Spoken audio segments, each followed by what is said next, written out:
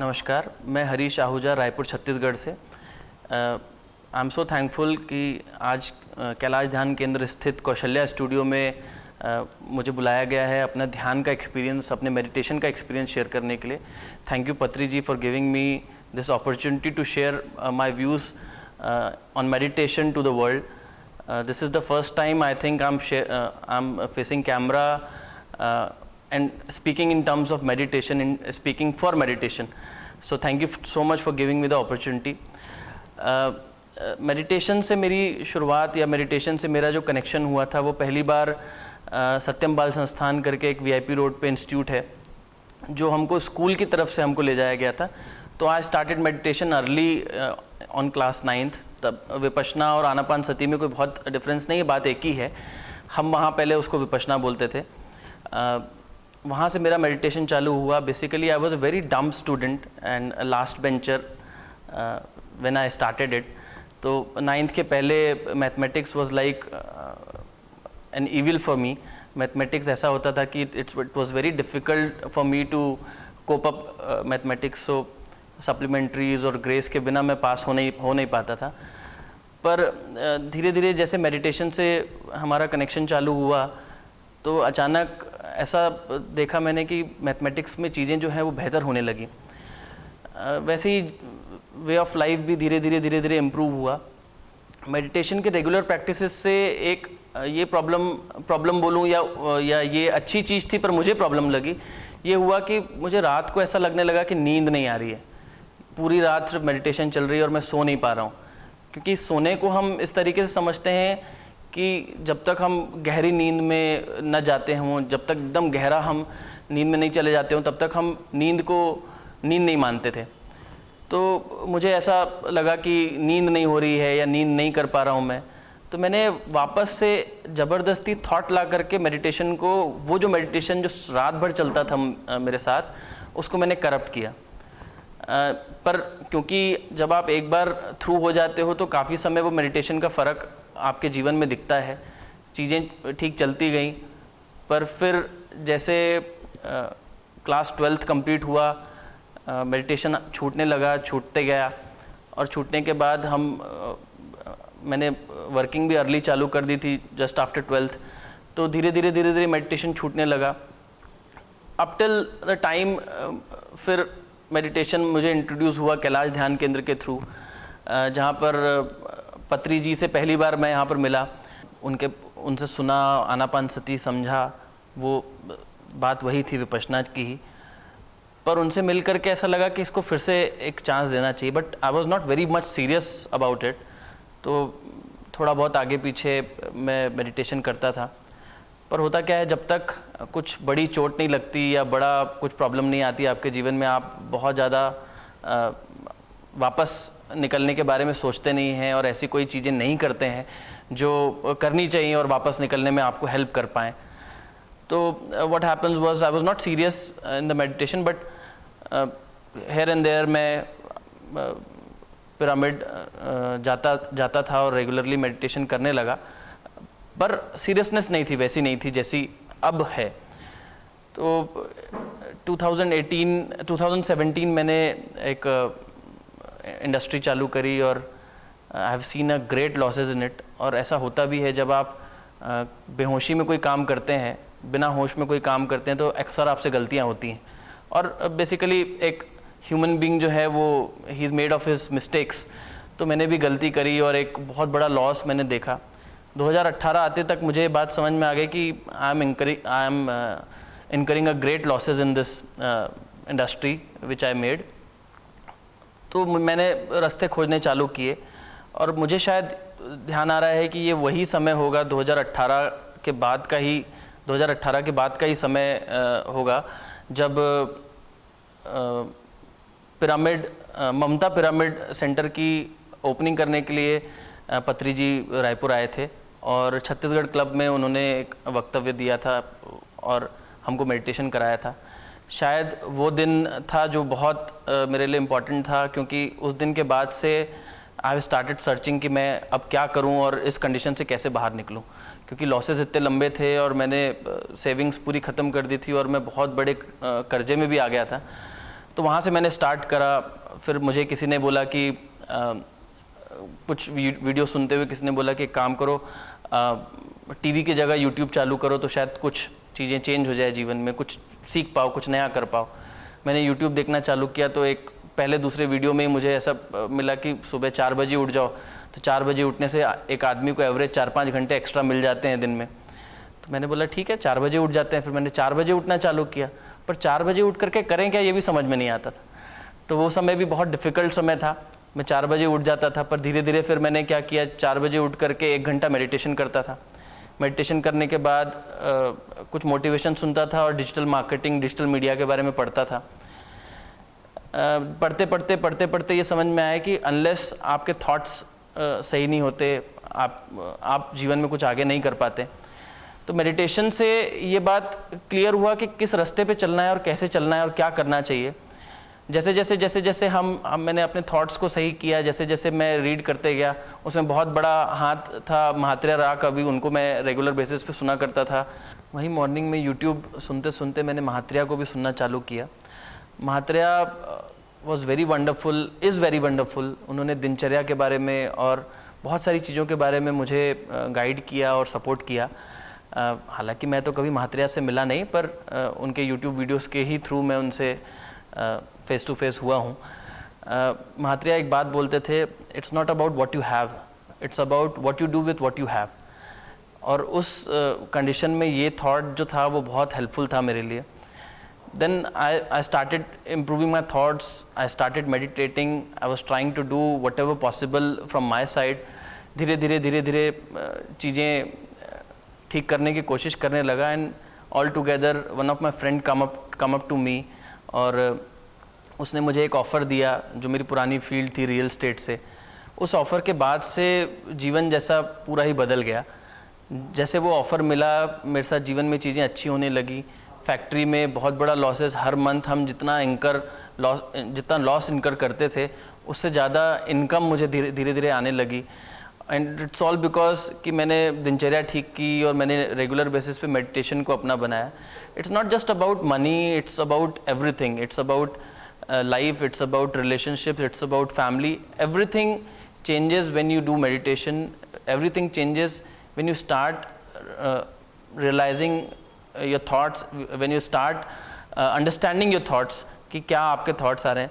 Every day, हर दिन हमारे पास 60,000 से 80,000 थॉट्स हर दिन आते हैं, और उसमें से 95% थॉट्स जो होते हैं वो वही के वही होते हैं।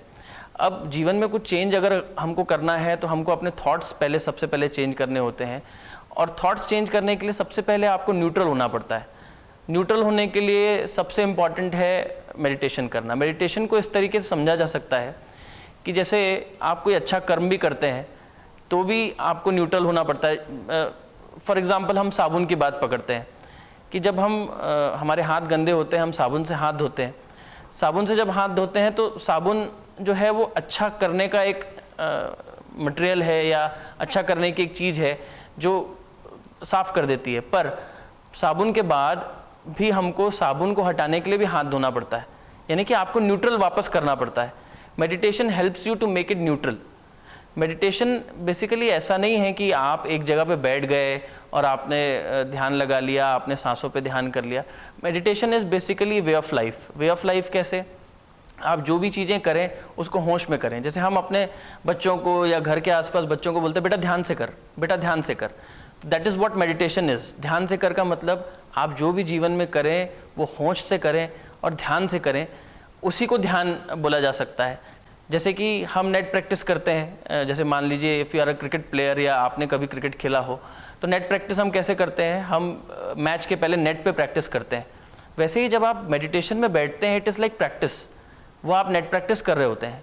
जब तक आप मेडिटेशन को डेली और डे टू डे लाइफ में नहीं लेकर के आते, मेडिटेशन आपको हेल्प नहीं करेगा। डे टू डे लाइफ में लाने का मतलब ये कि आप जब भी कोई चीज़ें होश में करते हैं तब मेडिटेशन आप अप्लाई कर रहे होते हैं। तो मेडिटेशन जब आप अप्लाई कर रहे होते हैं, जीवन में चीज़ें बेहतर होती जाती हैं, चीज़ें और अच्छी होती जाती हैं। हम इसको 3 तरीके से समझ सकते हैं। बेसिकली जब हम कोई सब्जेक्ट को समझते हैं या उसके बारे में बात करते हैं तो हम ऐसे समझते हैं कि सबसे पहले आता है वाई, क्यों करना चाहिए, देन आता है व्हाट, वो सब्जेक्ट क्या है, वो चीज़ क्या है, और फिर उसको कैसे किया जा सकता है। तो मेडिटेशन बेसिकली जैसे मैंने आपको बताया कि is like a net practice, कि आप 15 मिनट 20 मिनट बैठते हैं, आधा घंटा बैठते हैं, या सुबह को एक बार 1 घंटा बैठते हैं, तब आप अपने जीवन की, अपने जो डे टू डे लाइफ में कैसे चीज़ों को होश में करना है उसके बारे में जब आप जैसे आप वो चीज़ें होश में करना चालू कर देते हैं, तब मेडिटेशन को एक्चुअली में अप्लाई करना होता है। मुझे एक कहानी छोटी सी याद आती है गौतम बुद्ध और आनंद की। आनंद उनके सबसे प्रिय शिष्य या सबसे ऊपर के शिष्य थे। आनंद बेसिकली उनके भाई भी थे गौतम बुद्ध के। तो एक दिन जाते जाते रास्ते पे अचानक कहीं बैठे होते हैं, सॉरी रास्ते पे जाते नहीं, कहीं बैठे होते हैं, तो आनंद के गौतम बुद्ध के चेहरे पे आकर के मक्खी बैठती है। जैसे मक्खी बैठती है वैसे ही तुरंत हाथ ऐसा बुद्ध करते हैं, पर जब एक बार वो हाथ ऐसा करते हैं, कुछ सेकंड्स के बाद आनंद देखते हैं कि सेकंड टाइम भी वो हाथ ऐसा करते हैं मक्खी को हटाने के लिए। तो आनंद पूछते हैं कि आपने मक्खी तो हटा दी, दूसरी बार मक्खी आई नहीं, दूसरी बार मक्खी आई नहीं, तो आपने दूसरी बार क्या हटाया? तो बोले पहली बार जब मैंने हाथ को इस तरीके से हटाया था तो मैंने बेहोशी में वो किया था, और I am not allowed to do anything in बेहोशी, तो मैं बेहोशी में कुछ भी नहीं कर सकता हूँ, तो वापस मैंने हाथ को होश में हिलाया। इसी तरीके से जीवन में हम जो भी कर्म कर रहे हैं उसको होश में करना ही मेडिटेशन है, उसको ध्यान में रहते हुए करना इस मेडिटेशन है। जब आप बाइक चलाते हैं और जब आप सीख जाते हैं, शायद 2 या 4 साल की रेगुलर बाइक चलाने के बाद आप जब प्रॉपरली बाइक सीख जाते हैं, तब आप एक हाथ में फ़ोन होता है आपके, आप फ़ोन में बात भी करते होते हैं, आप रोड में चलते भी होते हैं, सिग्नल भी को भी देखते होते हैं और गाड़ी भी चला रहे होते हैं। तो ये क्या है, ये एक रोबोटिक चीज़ हो जाती है। जब आप किसी चीज़ को रेगुलरली करते हैं तो आपको उसको करने की आदत हो जाती है।